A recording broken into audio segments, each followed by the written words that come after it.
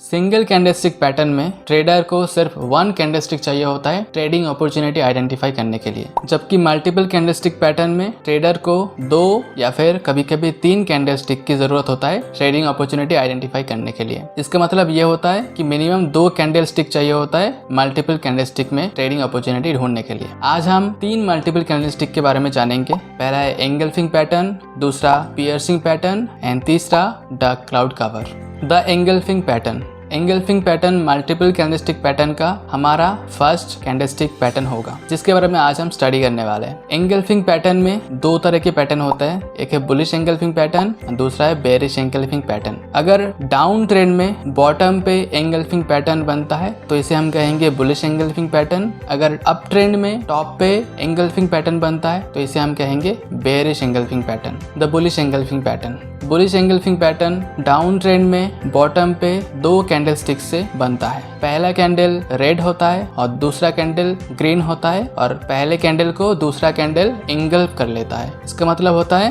जो पहला कैंडल होता है वो दूसरे कैंडल से थोड़ा छोटा होता है और दूसरा कैंडल उससे बड़ा होता है। बुलिश एंगल्फिंग पैटर्न में कुछ चीजों का ध्यान रखना पड़ता है, जैसे कि प्रायर ट्रेंड डाउन ट्रेंड होना चाहिए, 2 कैंडल में से फर्स्ट कैंडल रेड होना चाहिए और सेकेंड कैंडल ग्रीन होना चाहिए, और सेकेंड कैंडल फर्स्ट कैंडल को एंगल्फ करना चाहिए, तो ही हम इसे एक वैलिड बुलिश एंगल्फिंग पैटर्न मानेंगे। तो अभी हम जानते हैं बुलिश एंगल्फिंग पैटर्न में ट्रेड सेटअप कैसा होगा। ट्रेड सेटअप कुछ इस तरह का होगा। सेकेंड कैंडल यानी कि ग्रीन कैंडल के क्लोजिंग पे हम बाइंग एंट्री करेंगे और हमारा स्टॉप लॉस होगा उस कैंडल का लो के नीचे। The bearish engulfing pattern. Bearish engulfing pattern up trend में टॉप पे 2 कैंडल से बनता है। फर्स्ट कैंडल ग्रीन होता है और सेकेंड कैंडल रेड होता है। बेरिश एंगल्फिंग पैटर्न में भी कुछ इंपॉर्टेंट पॉइंट्स है, जैसे कि प्रायर ट्रेंड अप ट्रेंड होना चाहिए और 2 कैंडल में से फर्स्ट कैंडल ग्रीन होना चाहिए और सेकेंड कैंडल रेड होना चाहिए। सेकेंड कैंडल फर्स्ट कैंडल को एंगल्फ करना चाहिए, तभी हम इसे एक वैलिड बेरिश एंगल्फिंग पैटर्न मानेंगे।